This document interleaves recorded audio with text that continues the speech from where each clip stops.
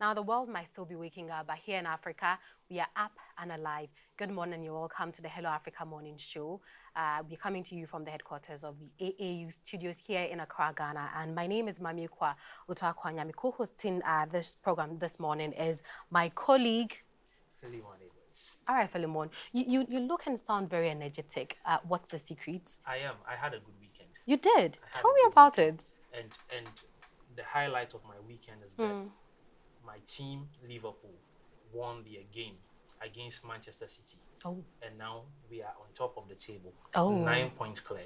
Oh. So it's giving me a good feeling. You know, I actually like what you're saying, but you've left out the fact that Arsenal comes next after Liverpool. And I'm an Arsenal fan. I was just recently an Arsenal fan. So I'd like you to, talk about Arsenal as well. Arsenal is doing well. They are picking up. They've had a slow start to the season, but they are doing well so far. We are the best. Well, I'll leave that for the pundits to judge. But at this point, once it's Liverpool and Arsenal, like my friend will say, I can say we are from together. Instead of we are together, we are from together.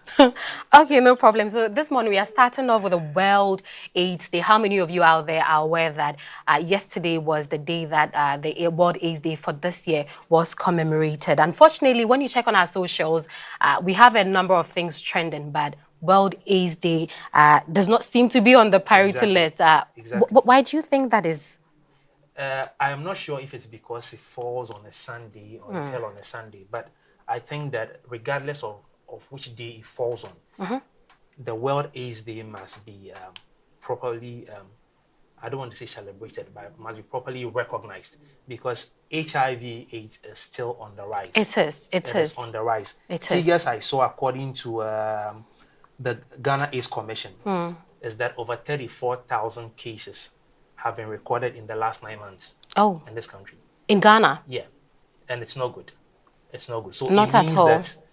that the sensitization about HIV must probably come up again. And aside the World AIDS Day, every other day, it must be a thing that must come into the minds of young people, especially because we know how HIV spreads often, which is through sex and other things. And lately, it doesn't look like sex is a private thing anymore. Not at all. It's talked about everywhere. It happens anywhere, anyhow. So it's a thing that I think that it should be talked about every now and then, because over 34,000 people, it doesn't look good. I also feel probably because now lately, it doesn't look like when you have HIV, it's like a death sentence, because people are able to suppress the viral load with medication and all of that. Exactly. So like it's not a big deal. But it should not. It shouldn't. It shouldn't, because as it stands now, HIV/AIDS is a global pandemic, but nobody seems to be talking about it.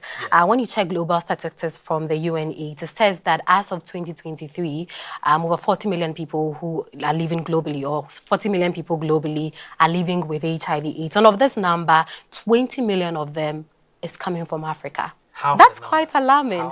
Very, very alarming. And in 2023 alone, over 1.3 million people contracted new HIV/AIDS cases. 1.3 million. So it tells you that people are not taking it seriously. It tells you that something is wrong somewhere. Something is definitely wrong. And something must be done about it. Look, as much as people responsible for World AIDS Day and health-related issues must do their job, it's practically an individual affair. Take care of yourselves. It is. Make proper decisions. Know who you are going out with, and protect yourselves and your families. This life is only one, so just protect yourselves. True. And we are also using this day to remember individuals who have lost their lives to HIV/AIDS. And we are also saying that if you're out there and you have HIV/AIDS, kindly protect the other person. Do not spread the disease. Now, there's something that is trending in Ghana. Now, all over the country, everybody is talking about the December 11 election, December 7th election, and we are only 6 days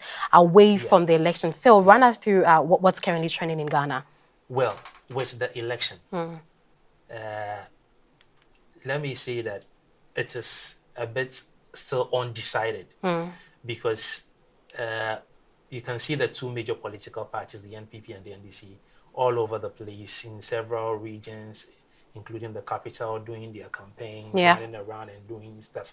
So there's a lot of talk going on. There is. And people are expressing their opinions and their views. I like the fact that people are taking time lately to talk about elections in a more responsible manner, talking about issues. Formerly, people in Ghana will be talking definitely just about, let me say, I'm an NPP person, I'm an NDC person. So regardless of who you put in the place as the flag bearer, I want to vote for the person because I'm an NDC person or I'm an NPP person. But people are talking about do you not think there are still people like that in the country? People who would vote for various political parties just because it's NPP, it's NDC, or it's any other party? There are a lot of people like that. But I'm just happy that people are beginning to shift to the issue of objectivity lately, rather than people who would just often say I'm this and I'm that. Because, for example, I've in my adult life, in the past 8 years, I've heard people genuinely say, okay, I'm an NPP person, I'm an NDC person, but this is what I think about my flag bearer or my or the opposition party. Like, the people are being objective lately. Before now, you would just hear that I'm an NPP person. So whoever, even if you put a goat there, I mean in quotes, as the flag bearer, I'll vote for the. I think so. You the have objectivity is beginning to play a key role now because people are thinking about the issues. They want to hear certain messages coming from the parties and the flag bearers, so that they are sure that when these people come into office, they are doing what they have promised during their campaign season. So I like the vibe of the election. The only thing I do not appreciate so far is that since last week, many things I've been reading and hearing online is the infiltration of the system with ammunitions, bullets, and I don't know why people are trying to get guns. We are going into a very, let me say, dangerous time. Not dangerous because our lives are in danger, but there's a lot at stake when it comes to elections. Do you not think that perhaps the EC could contribute to these? I don't know. I don't know if the EC has shown competency enough for Ghanaians to actually trust that it is coming. It would come out with the exact results that people are voting. So the EC, let me say, are doing their job. Personally, I also feel that they should be able to do more. We have had issues with our EC chairpersons after Afarijan left. Madame Charlotte said did her bit, but she wasn't in office for long. And now it's Madame Jane Mensah. So we saw what happened in the last election. For example, at a point when she produced figures and then you put a tally together and it was not up to, it was more than 100%. You begin to ask yourself, how is the EC chairperson having been given figures and then didn't she do her due diligence before she was able to come on national television to say that this party has this percentage, the other has the other percentage, and then when you put the figures together, it goes beyond 100%. These things give rise to, you know, for party faithfuls and foot soldiers to begin to have certain ideas and think certain things. So I feel like a lot more is expected of her and the entire commission for this election because it's a major one. And President Akufo-Addo is finished his term of office. So there's a lot at stake between the two top candidates, the John Dramani Mahama and then Vice President Baumia. So there's a lot at stake. So I think that the EC must be able to prove themselves again. Exactly. We need some level of credibility in this election. You know, exactly, because I've actually taken time to listen to some people talk about why they do not want to vote because they think their vote might not matter. But I think whatever it is, as a citizen, you have to be involved in this decision making because it's either you involve yourself and you elect that president that you want, or you allow a bunch of individuals with different preferences to make their decision for you. By the end of the day, we are going to endure or enjoy the outcome. So you should participate in voting. Somebody said country broke or country no broke. We all day inside. Exactly. So if you are not voting, if you are not participating in the process and you allow somebody to make the decision for you, know that we are all going to be at the branch of whatever might be going wrong. So people should go out and vote. Yeah. Go look whether your candidates you think that you are voting for example, for Cheddar, who you know may not win. You have made your statement. Your voice has been heard. I don't agree with you when you say Cheddar may not win. That's why I said may. We between NPP and NDC, who are the top parties, one of them is going to win. So I could say, okay, I didn't know you are the EC. I'm not the EC, but I mean, I'm just being objective here. I get it. I get it, but I think if Cheddar is watching you right now, he may not be very happy with you. I am an objective person. Okay. I can sit down with Cheddar on a debate and talk about this. And you tell him that he's going to lose. I'm not going to tell him he's going to lose, but I'm going to tell him that he may win or he may not win. It is the reality. Problem. Is the reality. And I'm saying this based on facts. He's a new candidate. He's coming on the scene for the first time. It's the election trends have shown that candidates that come for the first time often do not win. They will make a statement. We will hear what they have to say. We get to know them, and then going forward we hear more about them and learn more about them. But chances are that a candidate coming in for the first time to win is very low. That's the truth. An independent candidate. It's going to be very difficult. I agree. And a new party, I agree. It's going to be very difficult. But regardless, let's see what happens. But all we want to say to Ghanaians, go and vote peacefully. Go and vote quietly.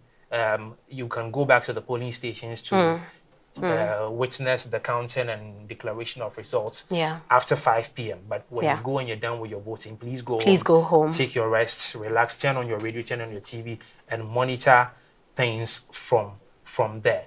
And then we'll be fine. I believe by the close of the 7th, going into the 8th of December, we'll start hearing what is happening. And we hope that it's going to be good news.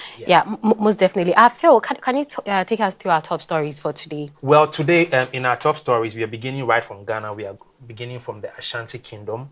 We'll go all the way to Nigeria. We have 2 stories on Nigeria.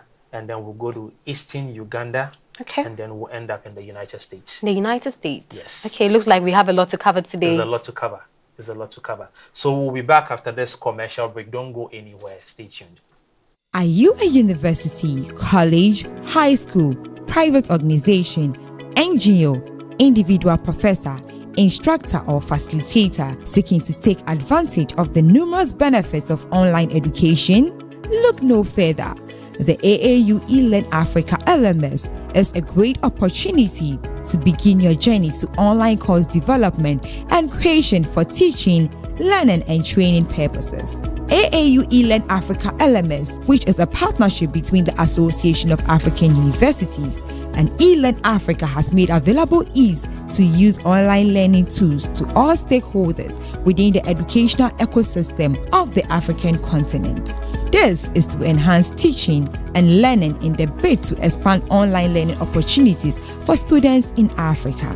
The online platform is open and available for free to all stakeholders and facilitates virtual access to classes without needing the other tools such as Zoom, Microsoft Teams, among others. For more information, visit www.elearnafricalms.com or contact us via aaulms@aau.org or estherm@elearnafrica.com. Follow us on LinkedIn, Twitter, and Facebook at AAU eLearn Africa LMS. Explore a whole new world of exciting visuals with AAU TV. Get ready for a mix of interesting talk shows, interviews, discovery documentaries, and news on AAU TV. It's not just about watching TV, it's about experiencing something special. AAU TV reaches over 25 countries in Africa, bringing you a blend of knowledge and fun. Learn about different cultures as you enjoy the shows. If you have events or want to showcase your business, we've got you covered. Watch AAU TV free-to-air channel on satellite. Connect with us on Facebook, Instagram, and X, formerly known as Twitter, at AAU TV. Reach out on call or WhatsApp us at +233 26 629 6601 or +233 20 399 5210. AAU TV, the voice of higher education in Africa. This program is proudly sponsored by Venom Mineral Water, Share the Love, and Bigo Drinks.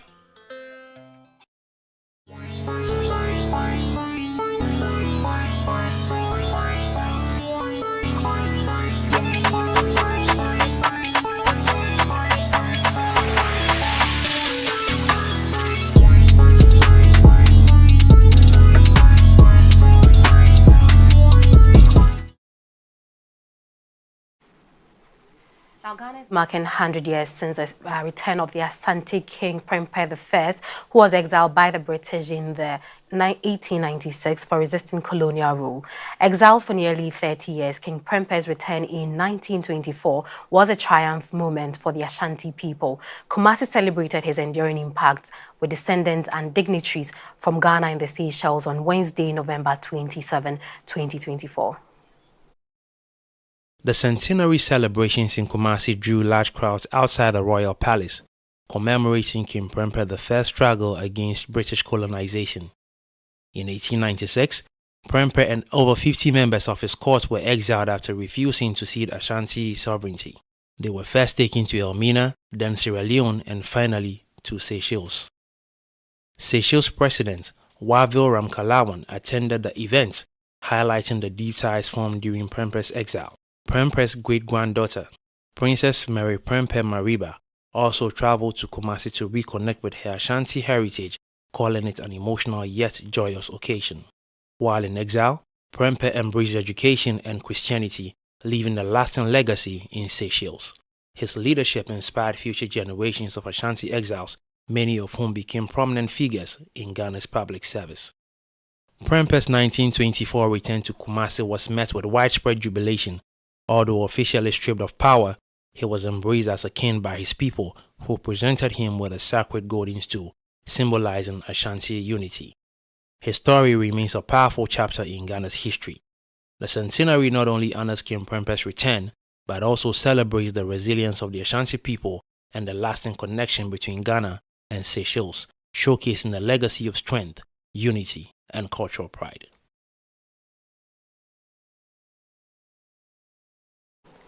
And meanwhile, for the first time in 24 years, Nigerian President Bola Tinubu has embarked on a state visit in France, arriving in Paris on Thursday to strengthen economic ties and attract foreign investment. The visit symbolizes Nigeria's renewed commitment to bolstering international partnerships, and the visit also symbolizes Nigeria's renewed commitment to enhancing international partnerships.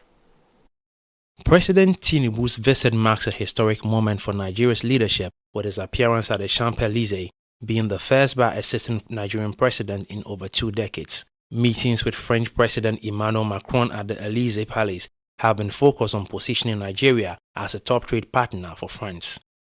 During discussions at the Élysée Palace, President Tinubu emphasized Nigeria's progress in stabilizing its security situation, reassuring investors of the country's readiness for business.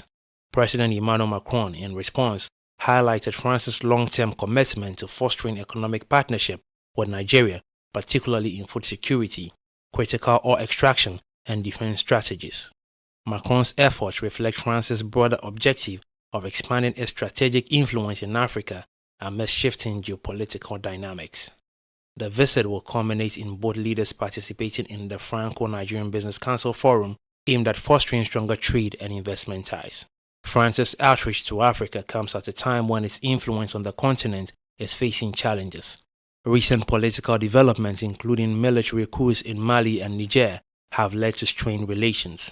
This month, Niger's military junta banned the French aid group Agency for Technical Cooperation and Development, ACTED, from operating in the country, further straining ties between France and the region. And we go straight to Nigeria in our next story. Amnesty International has accused Nigerian police of using excessive force to suppress end bad governance protests, resulting in at least 24 deaths across 6 states between August 1st and 10th. All were shot, many at close range in the head or torso, indicating deliberate intent to kill. Survivors sustained gunshot wounds or injuries from tear gas. In the latest report, Bloody August, Nigerian government's violent crackdown on End Bad Governance protests, Amnesty International revealed that victims included 20 young people, 2 children, and an older person were killed intentionally. Isa Sanusi, director of Amnesty International Nigeria, said the security forces used live ammunition on peaceful protesters, showing a shocking disregard for human life. He also claimed the death toll could be higher due to alleged government efforts to cover up the violence. Amnesty's field research in Kano, Katsina, and Jigawa states included video evidence, photographs, and witness testimonies. According to witnesses, the protest started peacefully on August 1 but escalated after police opened fire with live ammunition and tear gas.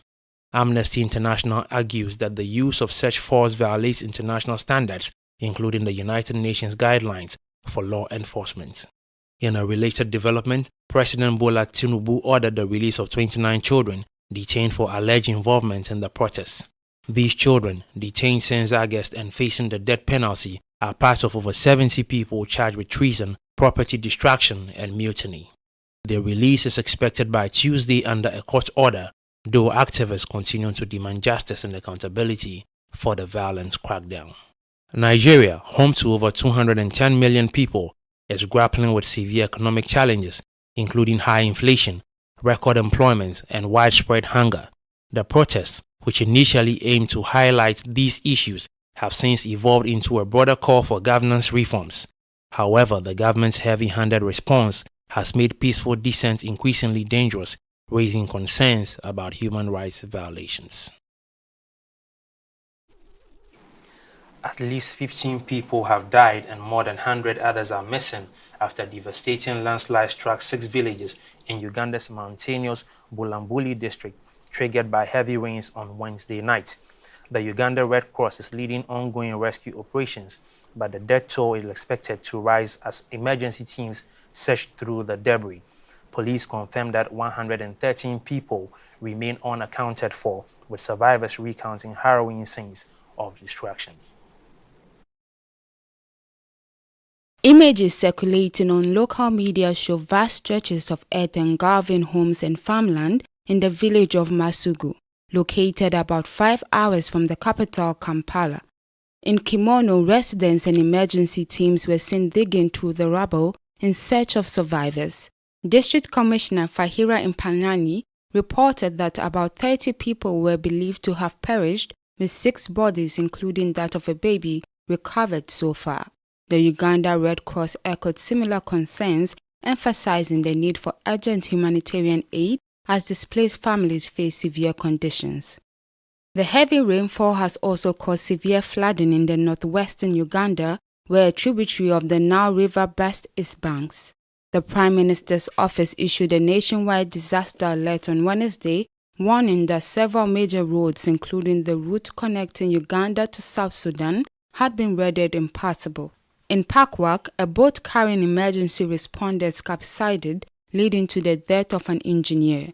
Emergency teams continued to evacuate stranded motorists and provided relief to affected communities. This disaster highlights Uganda's vulnerability to extreme weather conditions, often exacerbated by climate change. With the rainy season intensifying, authorities are urging residents in flood-prone and mountainous areas to take precautionary measures. The Ugandan government is coordinating with international relief agencies to deliver aid and manage the crisis as the situation evolves. Further updates are expected as rescue and recovery efforts continue.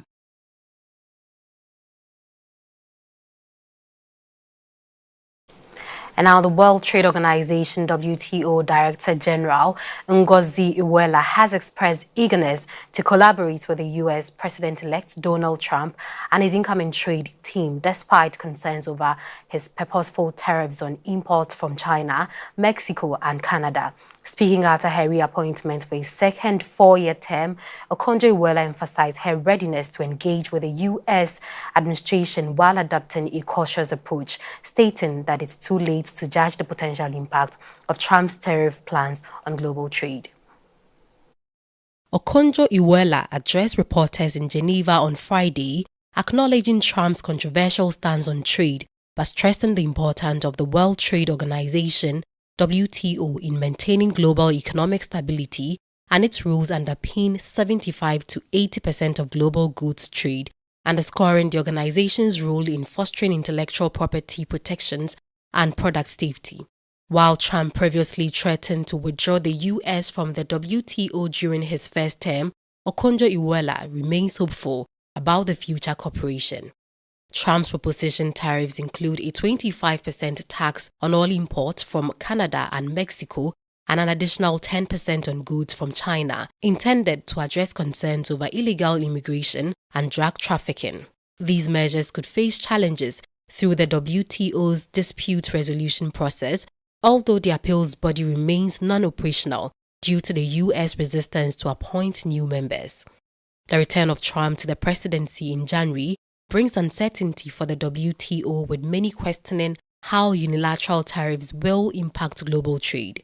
Analysts suggest that these tariffs, if implemented, could provoke a legal dispute and strain international economic relations. Okonjo-Iweala, who became the first woman and African to lead the WTO in 2021, reaffirmed her commitment to finding common ground. Her second term as WTO chief will commence in September 2025, with key priorities including a deal to phase out $22 billion in harmful fishery subsidies that threaten ocean ecosystems. As the WTO operates by consensus, with any member capable of blocking decisions, the organization's future remains uncertain under Trump impending administration. However, Okonjo-Iweala's diplomatic approach signals a willingness to navigate these challenges while maintaining global trade stability.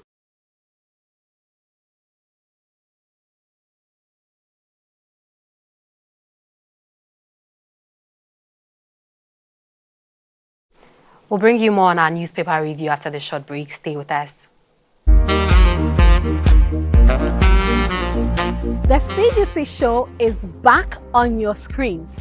This season on the CGC Show, bring you nothing short of interesting and of course educative interviews. We are going to delve into the areas of technical and vocational education and training, TVET. We will get interactive with our professional and well-experienced guests to educate us on how to attain the career path you have been dreaming of in TVET. On the show, we focus mainly on highlighting career opportunities and job prospects available in the program you are studying or yet to read at the tertiary level.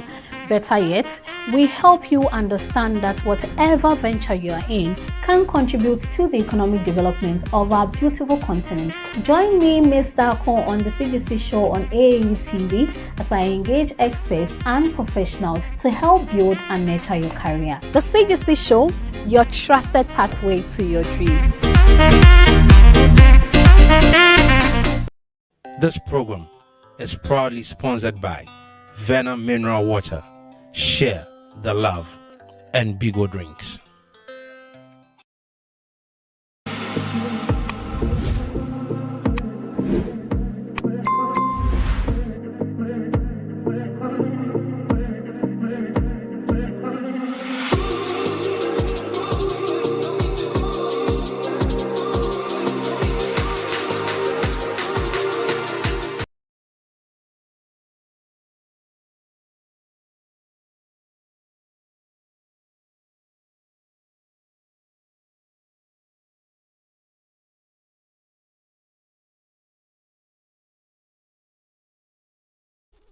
And you're welcome to the News Portal Reviews segment, and we are starting off with an amazing story coming from Uniben, and it says the University of Uniben Senate held a special meeting to honor outgoing Vice President Professor Lillian Salami for her exemplary leadership. And the university's public relations office announced that the university's public relations officer announced that professors praise Salami for maintaining high standards and upholding the institution's reputation. Personally, this actually comes to me as no surprise because I have met Professor Salami and I think she has just raised the bar, because usually when a woman is given positions like this, the expectation is more, because ordinarily a woman won't hold this position. So once you have it, you are expected to do more. And after serving for 5 years, if this is what professors are saying about her, then it definitely should tell you that the woman has indeed worked. Because for me, I would actually even describe her in just 3 words. I met her for just 2 days, and I can just say she's hardworking, she's purposeful, and she's result-oriented. Phil?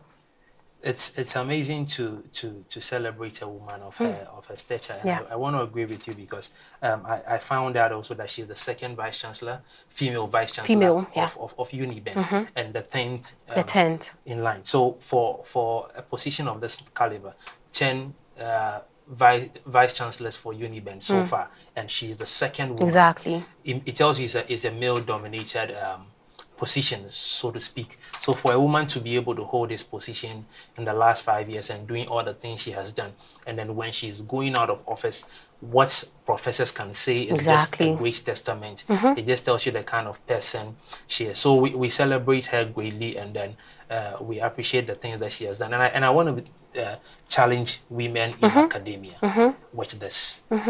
We know that a lot of times people often say it's a man's world. So in many spaces or areas, men dominate the space. But I believe what women, what they always say, what men can do, women can do better. I mean, it's an arguable statement, but I just believe in equal opportunities when it comes to things of this nature. And for a woman to be in some of these positions, I want to believe that they will always do well. So I want to challenge women in academia. We want to see more of these things happen, because when you're at a table and it's just men, imagine that VCs in Africa meeting and it's just men only.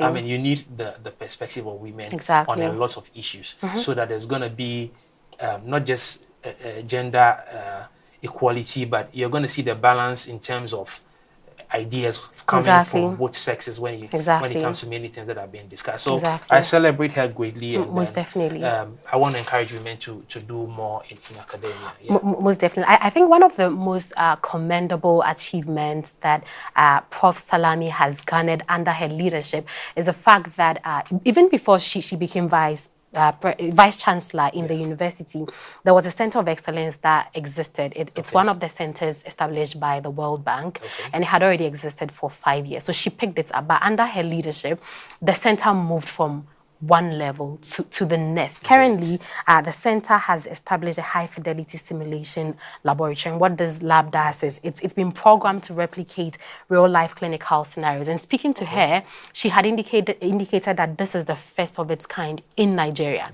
and it's happened under her leadership. So it tells you the kind of work that she's doing. It means that she loves innovation. Exactly, she does. It's a great thing. She does. Like I said, you have no idea what a woman would do in a certain position. What you have just said, I believe is of great impact, because innovation is one of the things that I believe that can drive Africa and then higher education in Africa in general. So for her to be able to take up something that was already existing, and under her leadership, it took like a different turn for the better. It tells you the kind of person she is. Exactly, because with this innovation, we are assured and very certain that the university is churning out health professionals who are well equipped, because most times people would go through their undergrad, they would go through their post-grad program without any practical experience. But with this high simulation fidelity lab, people get to have the real life experience of how delivery is done, how you need to take care of the baby. And it's actually an amazing thing that happened during her tenure. So just like you said, it's just a call to all women out there that some women are doing amazing. And so if you're out there, you can also utilize your skills you can support innovative ideas, and together we'll all come up with a better Africa. Sure. That's a good one. So congratulations to most definitely. Professor Salami, and we wish her all the best in her next stage of life. So we'll go on to story number 2, and it says, at COP29, African climate stakeholders called for increased green technology training in higher education to combat unemployment and empower graduates in the climate change movement. Panelists emphasized the innovative potential of African youth, especially in green tech startups, but highlighted barriers like poorly equipped institutions, financing gaps, and skills mismatches. Universities were urged to integrate climate-focused education across disciplines and commit to sustainability. Students were seen as key agents of change, driving climate action through campus initiatives and industry partnerships. However, limited funding remains a major challenge. Dr. Mithika Mwenda of PAGJA emphasized the need for more financial support to expand training initiatives. UNESCO's Stefani Giannini also stressed the importance of aligning green and digital transitions through education using technology to promote sustainability. This is a very interesting story because every time I hear about climate change situations and things of this nature, I'm excited. I'm excited because this conversation used to be a conversation for the people in the West. Exactly. Now Africa is very much visible in the conversation. And I'm happy that higher institutions or higher education institutions across Africa are embracing it. Like almost every week on Hello Africa, there's always a story about climate change and technology and things of this nature. So I want to say that this is a step in the right direction for Africa and for higher educational institutions in Africa, and I want to see more. What do you think? So I most definitely think that innovation is the best way to go. Innovation is the path where we get solutions to our problems. Elsewhere in the world, they are able to tackle their developmental issues mainly because they are able to come up with innovative solutions. And we can't even lie or hide the fact that climate change is affecting us the most in Africa. So if COP29 is advocating that institutions should increase green technology training, I think it's a good one. And I like the fact that they highlighted the barriers to some of these things. The fact that poor equipped institutions come in, there's a financial gaps, there's a skill mismatch. So it will be good to tailor all resources in ensuring that these barriers are tackled, and then the training process can begin. I'm glad that you mentioned the issue of funding, because in the key thing for me was sustainability. Exactly. I've always said that sustainability is always a major problem when it comes to projects, when it comes to collaborations, especially when Africa is in the mix. And I can understand that it's a problem, but I feel like these things shouldn't be the case for almost every project or collaboration that you see that is having Africa in the mix. It's about time that when we say we want to do a project or we want to take up something that is going to benefit the continent, it should be able to start from 1 straight up to 100% without funding problems. Because if we have problems with funding, it creates the problem of sustainability. Exactly. So then you realize that there are many projects, there are many startups, many innovative ideas that come up, and then instead of maybe seeing it through within the space of about 5 years, it becomes a challenge. And then for so long it is lingering on because there's always a problem of funding, which trickles down into sustainability. So I am always concerned about that. And if we are eager to see Africa grow, we want to see Africa in the light in which we have projected it in our mindsets and other things, the way out is to make sure that the plan for sustainability must be there. We put plans in place, we write them down, we do all the SWOT analysis and all of those things. But when it comes to sustainability, there always tends to be a problem. And I have a challenge with that. I think that could probably come out as a result of the fact that most times when we run projects in Africa, I can only just speak for Africa. When we run projects in Africa, we usually just look at the point where the money keeps flowing in, but we don't think about sustainability early. So assuming you have a project that's funding your activities for a 5-year period, I am thinking that sustainability conversations should begin from day one. Exactly. If you understand that your project cannot succeed, it can't progress without sustainability, once the funding ends, you would start working on sustainability. Unfortunately, we see a lot of projects begin their sustainability endeavors in their 4th or 5th year. So when that happens, you would struggle. You would struggle. So as we are looking at venturing into green technology and knowing that it's going to solve our problems in the fields of energy and agriculture, waste management, and many more, it's important that we look at sustainability right from day one. It's a conversation that should be from the start. Exactly. It shouldn't come in at the middle of the project or the process or anything of the sort. It must be from day one. Exactly. So let me say project managers or people who are leading project teams and all of these things, please make it an important thing. Most definitely. Sustainability is a conversation that is on the table right from day one, from the planning stages. Exactly. I'm sure we won't be talking about sustainability in the coming years. Yeah, that's well said. So moving on to the next story. Students and staff at the Federal Polytechnic Ilaro in Ogun State, Nigeria, have developed a solar-powered electric automated tricycle, making the institution as the first to produce such a vehicle. The tricycle, designed to address rising transportation costs and environmental pollution caused by petrol, was built by students from the mechanical engineering and automotive engineering, metallurgy engineering, and computer science departments. It can carry up to 7 passengers and has a top speed of 50 kilometers per hour. The project was launched in October 2024 at the Polytechnic's Innovation Center, which was established 3 years ago to provide students with hands-on skills in science, technology, and climate change. Rector Dr. Akinde emphasized the potential of local manufacturing to reduce importation and urged the government to prioritize funding for polytechnic education to drive technology advancements.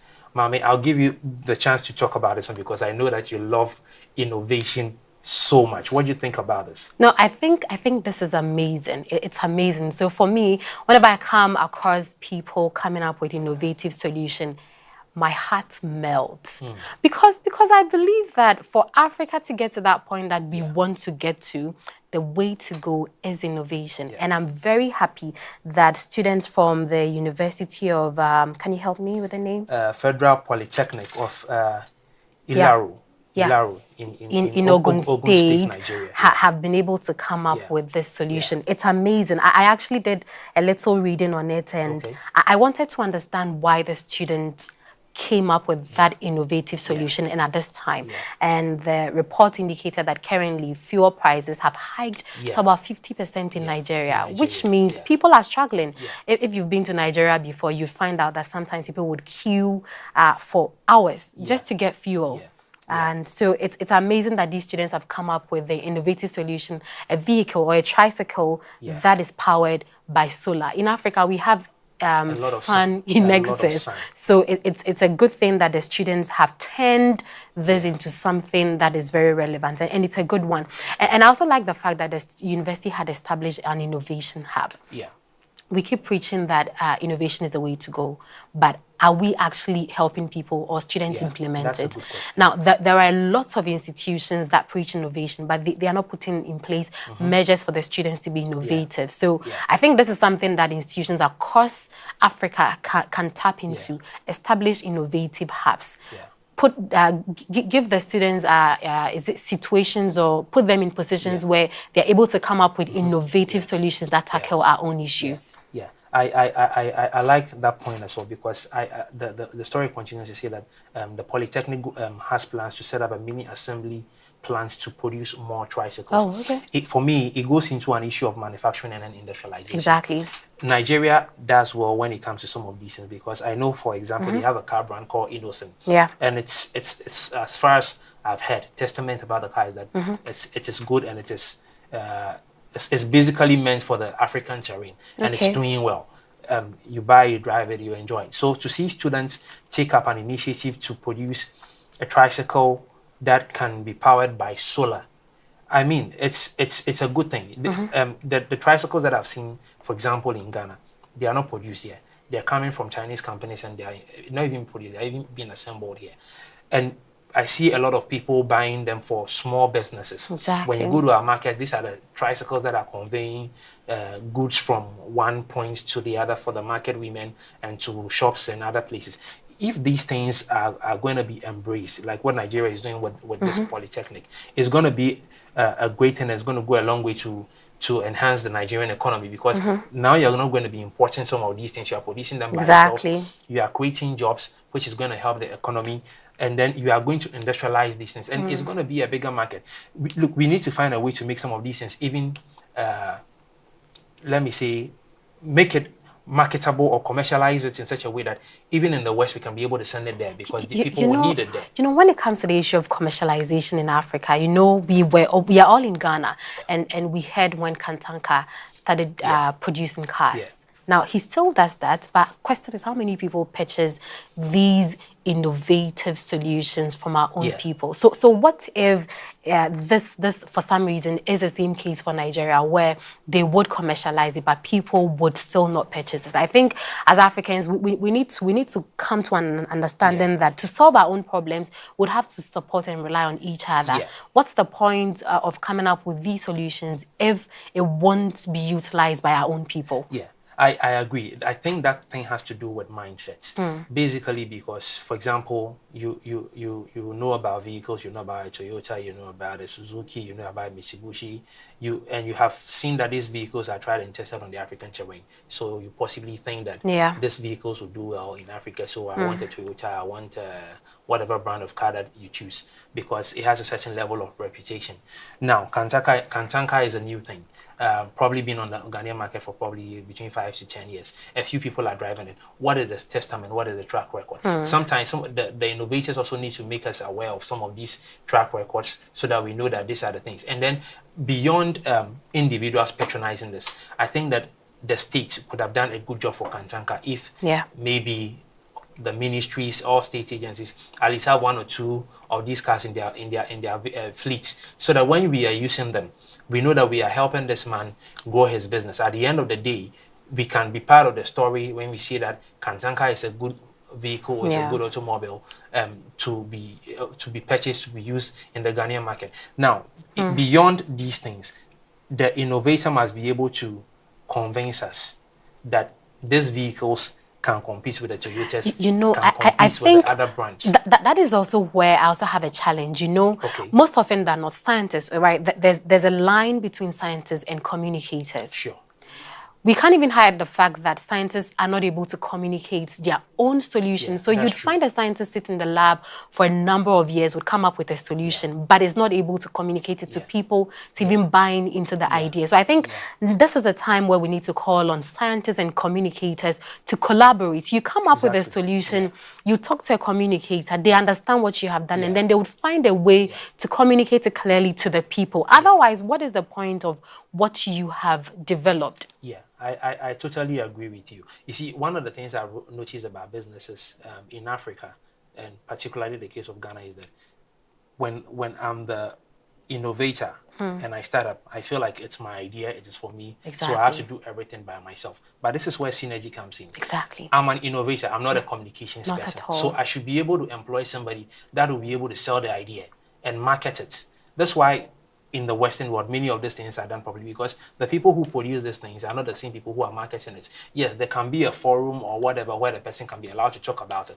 But when it comes to the marketing and selling it to people, you can't always be there in your showroom selling the vehicles to people. Somebody must be there to do the talking for you and be able to sell it. Because there are people who will sell things to you that you do not even need, and at the end of the day, you will buy. So synergy is needed here. Collaboration, just like you mentioned, is a key thing. You know, as innovators, you need a special skill set in marketing and advertising to even get investors to come on board. I think one of the major issues that Kantanka had is the fact that as of now, people still say that his vehicles are very expensive.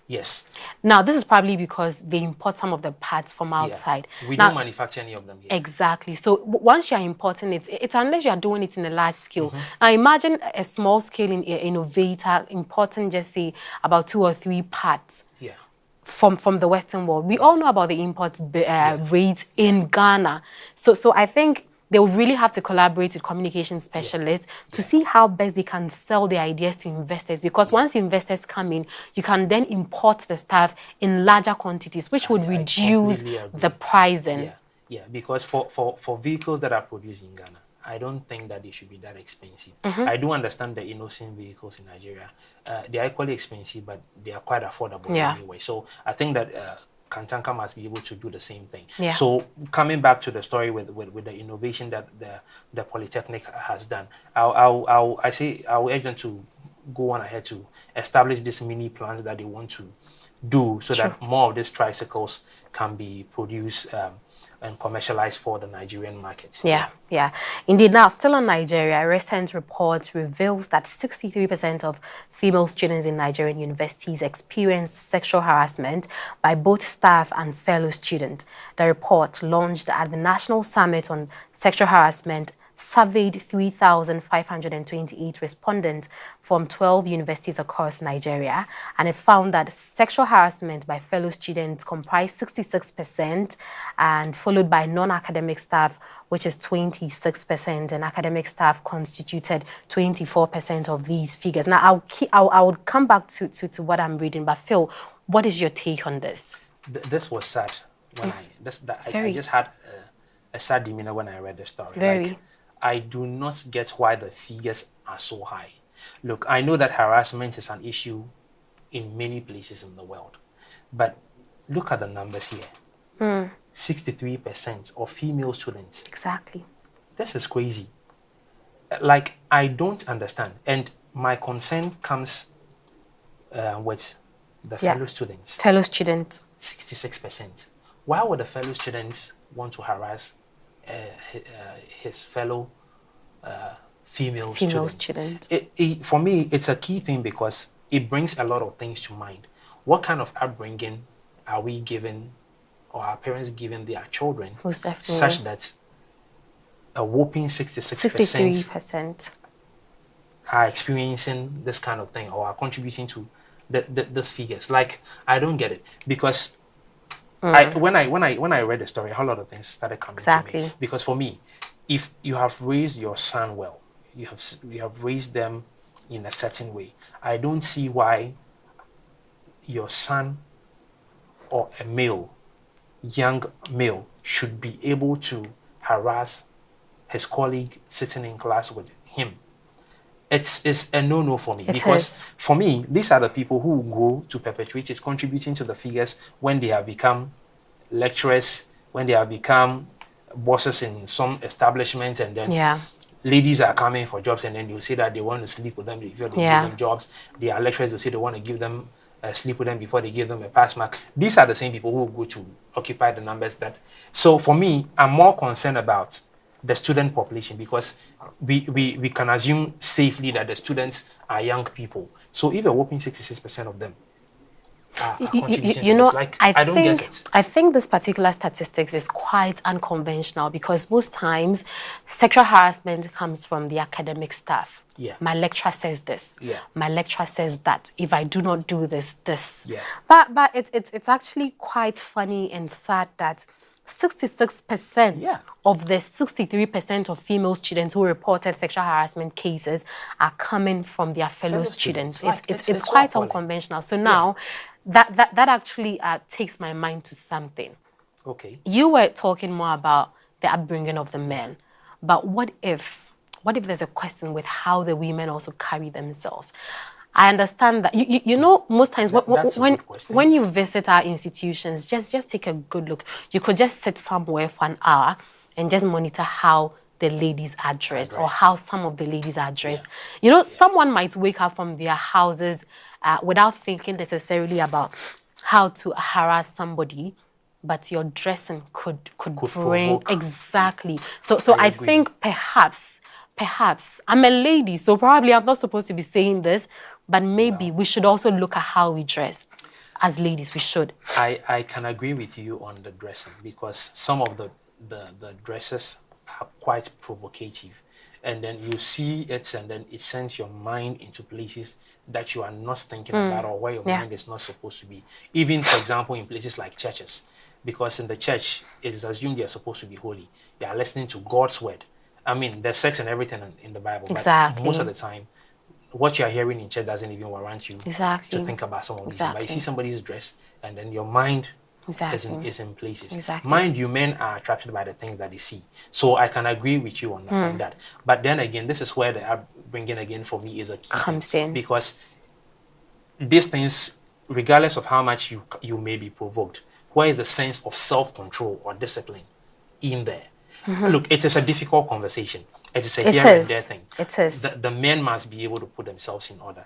The ladies must be able to advise themselves to dress appropriately, so that in certain places you know how you're dressing and you are not provoking anybody sexually to harass you and all of that. But at the end of the day, when it comes to law, when we take this into perspective, the males will not be winning the case because they are not the at ones all.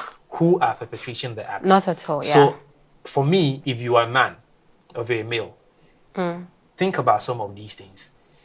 One day, you would grow up to be a man. You would also have children. You would have a daughter. Yeah. I mean, we don't decide the sexes of our children. Exactly. If you have a child and you are that kind of a man who was perpetrating some of these things, how are you going to protect your child? Exactly. Your girl child. If you are, if you're a man and you're listening to me, just imagine this. You are home and then your daughter comes and says somebody's harassing them. How are you going to take it? If you were somebody who was harassing young females when you were younger, or probably still doing it, and then your daughter comes from school and says that my classmate or my coursemate is harassing me, how are you going to handle it? True.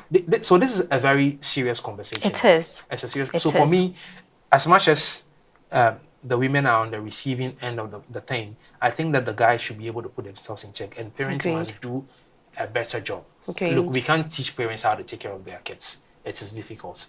The world is changing. Kids now have access to the internet at a click of whatever. Exactly. Their information is popping up. They are reading stories. They are seeing things. So upbringing is not only by parents. Exactly. When they are away from you and they are in school, the influence they have from their peers, it's a whole lot. Yeah. So it is a very difficult conversation. It but is. we cannot say that we are not going to talk about it, because these things are on the rise. They are Exactly. on the increase, and it's a thing that needs to be checked. Yeah.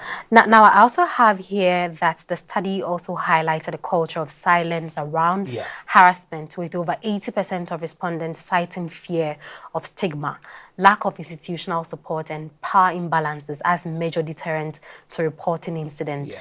Despite the widespread problem, 89% of respondents advocated for anonymous reporting mechanisms, and 71% expressed skepticism about their institution's ability to protect survivors. This is a problem. My major concern is the lack of institutional support. Exactly. Why can't the institutions protect the people? Look, if I have brought my child to school and my child is in school, I'm paying fees, academic user fee, tuition fees, whatever. So yes, the business between you and my ward is to train my child for whatever fees I've paid for and all of that. But anything that happens to my child in your care in school, I can hold you responsible Exactly. for. So if the institutions are not putting in the infrastructure and the systems to support and protect young women or girls, it is a problem. Yeah. It's a major problem. So I appreciated the way the Western world protects a lot of females when it comes to laws and other things, child support, because for far too long the world has taken advantage of women. So I am a big advocate of this issue, and I would want to see the institutional support change in many places, because like the story says, it creates power imbalances. It does. In major places. It does. And it brings up a lot of things. The repercussions are far more than the positives in this matter. You know, in our part of the world, the moment a woman reports issues of sexual harassment, you are being questioned as though it is your fault. Exactly. Yeah. So I think it is no surprise that the students feel they would be stigmatized, hence they won't even talk about it. And it is why we have a lot of figures, because there's person A who has experienced it, but it's quiet. because she's afraid of what people might say Exactly. when it gets Yeah. out there. Yeah. Then person B experiences it, person C experiences it. Yeah. So you'd find out that perhaps, looking at the figures, if it's 63% of the women, then it means when you pick about 10 women, over or more than 7% of them have been sexually harassed. Why is it happening? Because even amongst ourselves as females, we cannot talk about it. So I think that the institution really needs to do something about it. For me, it's the biggest bill in this matter. Yeah, because the institutions need to do a lot more. Yeah, I actually was very glad when the Minister of Women Affairs, Iman Suleiman Ibrahim, urged universities to set up sexual assault referral centers. But the question is, in this day and age, why are we now urging universities to do that? Why have they not done that yet? It just tells you how much the institutional support is not there, because this is Quite not an sad. issue that should be discussed now in 2024. Institutions have existed for over 50 years now. Why are we now talking about establishing an assault referral center in institutions? This is a conversation that should have been part of the startup plans for whatever institutions these children are attending or wherever they are finding themselves. So for me, yes, I get that the minister is trying to do something, but this conversation is a delayed conversation. It's long overdue. Exactly. It should have happened long ago. So if thankfully they are talking about it now, I would say that then they have to speed up the work.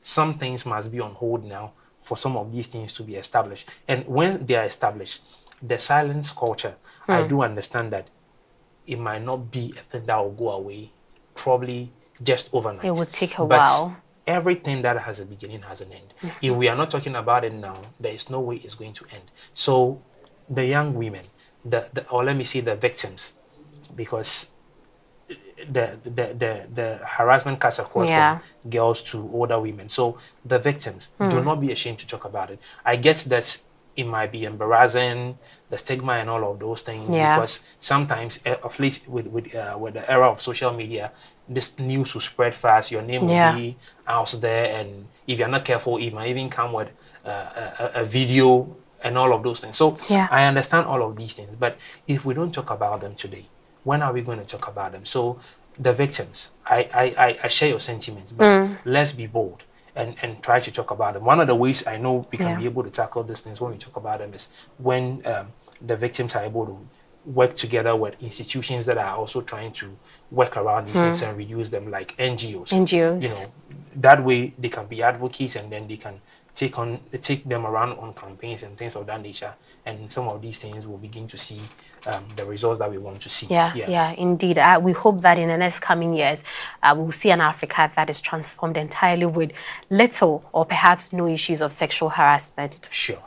All right, so we'll move on to our next story. And the Imperial College London has launched its first African hub in Ghana, marking a significant step in enhancing science and technology collaborations across the continent. The hub, Imperial Global Ghana, is focused on research, entrepreneurship, and education in critical areas like climate change, antimicrobial resistance, and pandemic preparedness. It builds on existing partnerships with the University of Ghana and the African Institute for Mathematical Sciences, AIMS. The launch introduced new fellowship programs, including the Imperial Schmidt AI Fellows Program for early career researchers and the AIMS Imperial Global Fellows Program for doctoral researchers focused on climate change. Again, an issue or a story bringing in climate change and technology. And I've always loved these things, like I said earlier. And so, Maame, what do you think about this initiative by the Imperial College London? No, I think it's an amazing one. It's about time that these prestigious universities move to Africa, establish hubs in Africa to ensure that there's that collaboration when it comes to science and technology. So I really must commend the Imperial College London for doing this. I know it isn't the first institution to do this, but it's an amazing one. It's an amazing one. Yeah, I agree with you, and I also say that I commend them also, because this is their third project they have done somewhere in Africa, and so we want to say that Imperial College, congratulations, and we want to see more of these hubs established in Africa. But one of the things that I find very interesting here is the pandemic preparedness. Yeah. Because the world took a turn 4 years ago when COVID broke out. Now, even America was not prepared for COVID. We saw the death toll in America rise every day. Yeah. When we were on lockdown, you turn on your TV and then the rate at which deaths were reported, it was so amazing to see that even America was not able to curb this thing. So for me, it's a big deal when we are talking about pandemic preparedness. Yeah. And COVID has changed the world in several ways. Beyond, for example, people didn't know that they could do work, or let me say in Africa specifically, people didn't know they could work effectively from home. Of course. We have seen Zoom, we have seen Google Meets, we have seen Microsoft Teams. And meetings are being held all over the world now from homes. Deals are being done over Zoom. Like business is practically done online. And the world was never prepared for this. But I'm very excited to know that this hub is taking on things of this nature beyond technology. And I'm very impressed about it. So I just hope that we can be able to embrace this. And I'm glad that the hub is in Ghana. So Africa and Ghana must take advantage of this and be able to do a lot more on this. Indeed. You know, when it comes to pandemic preparedness, I think that there's a particular one that the world, Africa, is particularly quiet about, and I do not get. Monkeypox. Oh, yes. It's killing people. People keep contracting it. Yet we are quiet. Do we want to wait until it gets to the point where there's absolutely no solution? Do we want to wait until we get to the COVID point before we realize how relevant or how important it is that we channel resources to addressing it? It is a big deal because Africa unusually is more of a reactive continent, which is a problem. We cannot be reactive. That is the reason I support a lot of research innovations that are coming up, because you are only able to think ahead, plan ahead, and institute certain measures when you have done a lot of research. And research is one of the places that is lacking a lot of funding. There's no sustainability plan when it comes to research in higher educational institutions and several institutions across Africa. So this Mpox thing is sounding like a conversation that once a while will appear somewhere, but people are suffering and people are dying. It is a problem. It is. I don't know if African countries are waiting for the thing to become like COVID before we begin to think, because the rate at which it spreads. When you are within the proximity of the person, that's just all it takes. Exactly. So I don't know why we are still taking a more laid back and reactive approach to this. Please, our health people, our health ministries across Africa, we cannot be quiet over this. It's a pandemic and we need to deal with it. We saw what COVID has done to us. It has changed the face of the world in many, many ways. It has. We don't want to wait till we have our great people dying of Mpox. And please. I am actually of the view that Mpox is perhaps more dangerous than COVID is. It is. Because, like I'm saying, it is only a matter of the proximity between you and the person suffering from Mpox, and that's about it. Like, I don't know why we're not taking it seriously. I don't either. Don't know why. It is inexplainable. It is. So our health people, I don't know if it's the issue of lack of sensitization. Probably. I don't know, because to be fair, or to be honest, I don't see much of the sensitization. Not at all. When we talk about Ghana, Not where at all. I live in, because I don't see it, I don't hear about it, or I don't read about it or see it in the news.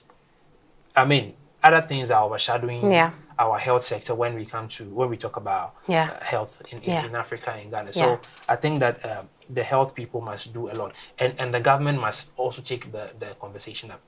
If the health sector comes up with it, please, the government sectors, or let me say the presidents, so to speak, they must be able to take it up and then not wait for us to start suffering this thing in a tragic way. Indeed, but still on what Imperial College London has done, I think it's a good one, because in Africa, there are a lot of students migrating for various reasons. Some just want to leave the country, which you cannot fault them. And there are some who genuinely want to pursue academic endeavors. So I'm very happy that this new collaboration states that the university is putting together various programs. It's putting together programs in AI, it's putting together programs in mathematics, in climate change, and in various areas. So if you're a student in Ghana and you cannot yet afford the money that would take you out there to pursue a course, you could start with this hub here in Ghana, and so things fall in place for you. Exactly. And then, you can make a decision. Yeah. All right. So on that note, we will be back after this commercial break. And when we come back, we are going into Game on Africa, where we are talking about sports and things that happen in the world of sports. Stay tuned. We'll be right back.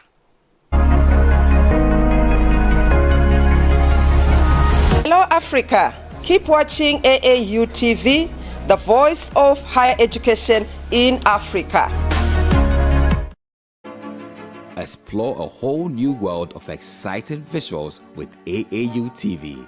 Get ready for a mix of interesting talk shows, interviews, discovery documentaries, and news on AAU TV. It's not just about watching TV, it's about experiencing something special. AAU TV reaches over 25 countries in Africa, bringing you a blend of knowledge and fun. Learn about different cultures as you enjoy the shows. If you have events or want to showcase your business, we've got you covered. Watch AAU TV free-to-air channel on satellite. Connect with us on Facebook, Instagram, and X, formerly known as Twitter, at AAU TV. Reach out on call or WhatsApp us at +233 26 629 6601 or +233 20 399 5210. AAU TV, the voice of higher education in Africa.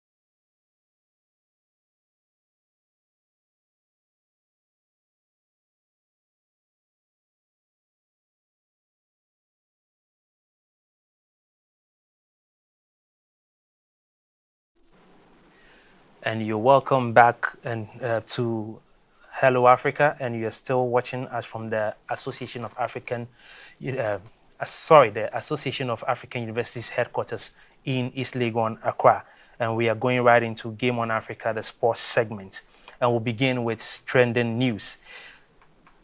Supporters poked fun at Guardiola jokingly, saying that he will get sacked in the morning following City's abysmal display against Liverpool. The champions have lost 6 of their last 7 matches, and the pressure appears to be getting to Pep Guardiola. He self-harmed after City threw away a 3-0 lead at home at Feyenoord, and was left cut and bloody.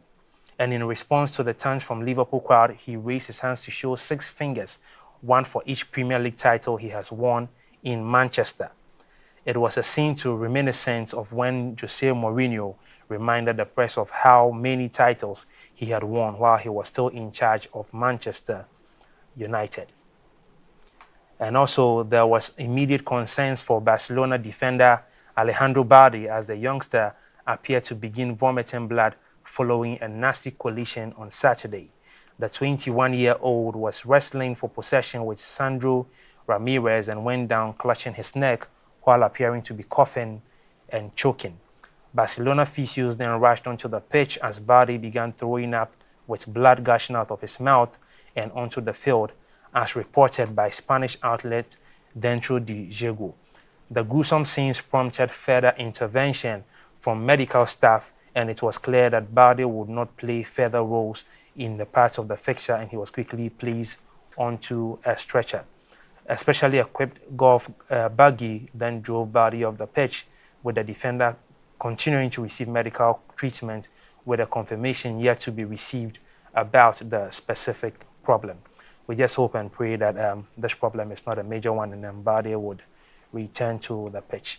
And we'll go straight into the updates from the major leagues around the world, and we'll begin with the English Premiership.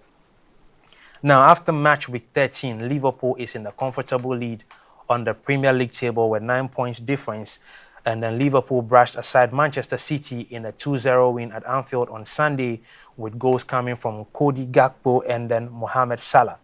Arsenal won their second game in a row with a 5-2 win over West Ham United away from home. Chelsea also followed in the winning streak with a 3-0 win over Aston Villa. Manchester United bounced back to winning ways with a 4-0 victory against Everton at Old Trafford. Liverpool continues to lead the table with 34 points, followed by Arsenal in second place with 25 points. Chelsea holds 25 points with the same goal difference in the third position, while Manchester United climbed into the top half of the table and they sit in ninth position with 19 points. Now into La Liga. During match week 15 in the Spanish La Liga, Real Madrid closed the gap between them and Barcelona after beating Getafe 2-0. The goals came from Jude Bellingham and Kylian Mbappe, both in the first half. Barcelona were in a surprise lose to Las Palmas in the 2-1 defeat.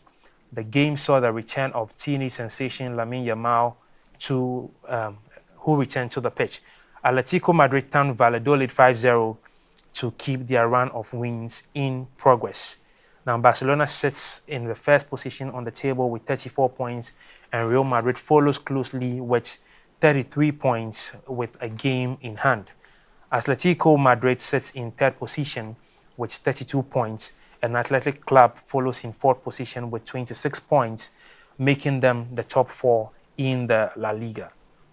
And over into the Italian Serie A, Napoli continues their recent one-goal project after beating Torino away from home. Inter Milan and Fiorentina had their game suspended when Fiorentina midfielder Bove collapsed in the 17th minute, leaving many players in shock and tears on the pitch. Eduardo Bove collapsed on the pitch untouched, and paramedics took him away in an ambulance. According to several Italian media reports, Bove is conscious, breathing independently, and out of danger. AC Milan also won their second successive game 3-0 against Empoli. Juventus ended their game against Lecce in a 1-1 draw. Napoli leads the table with 32 points, whilst Inter Milan sits in third position with 28 points with the suspended game in hand.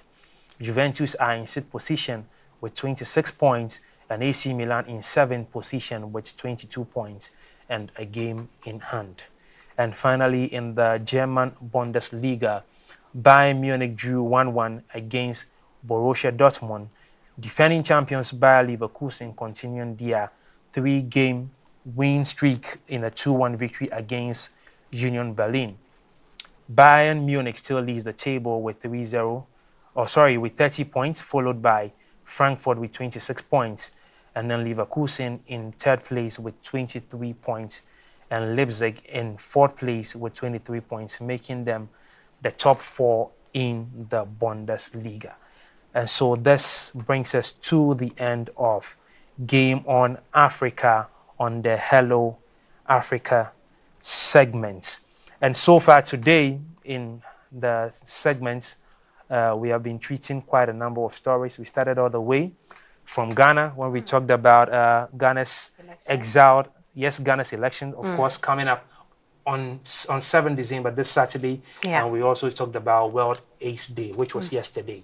Yeah. People, please protect yourselves out there. Yeah. Protect yourselves out there. And then with the top African stories, we talked about the Ashanti Kingdom, who celebrated 100 years or marked the 100 years celebration of the Ashanti King Prempeh the First. And then we went all the way to Nigeria to talk about their collaborations with France, over the last 24 years, no Nigerian leader has Yeah. done that, and President Tinubu has been able to do that. And then we also talked about their crackdown on the protests, which is still ongoing in Nigeria. We also went to Eastern Uganda to talk about the landslide, which has taken the lives of 15 people and still over 100 people who are missing. So this and other things were the things we talked about in today's segment of Hello Africa.